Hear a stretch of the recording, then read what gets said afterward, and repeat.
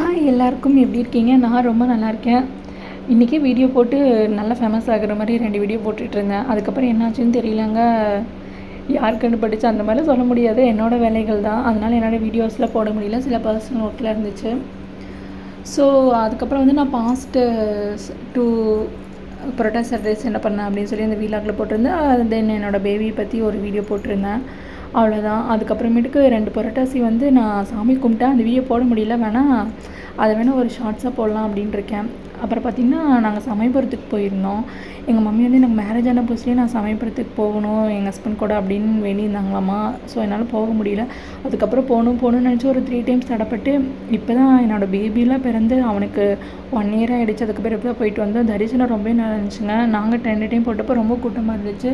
So Monday அந்த மாதிரி date choose பண்ணிங்கன்னா கொஞ்சம் கூட்டம் கம்மியாக தான் இருக்கிறோம்.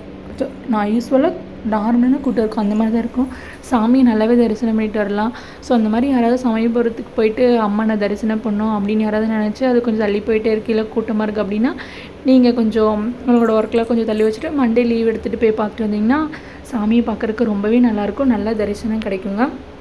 ஸோ நெக்ஸ்ட் டைம் யாராச்சும் போகணுன்னா இந்த மாதிரி மண்டே இந்த மாதிரி ட்ரை பண்ணி பாருங்கள். வடக்கு வாசலில் போனீங்கன்னா சீனியர் சிட்டிசனுக்குலாம் ஃப்ரீ. நிறைய பேருக்கு தெரிஞ்சிருக்கும், எனக்கு தெரிஞ்சதில்லை. எனக்கு இப்போ தான் தெரியுது. ஸோ இனிமேல் இப்படி சூஸ் பண்ணி போயிட்டு வாங்க. டாட்டா, நெக்ஸ்ட் வீடியோவில் பார்க்கலாம். பாய்.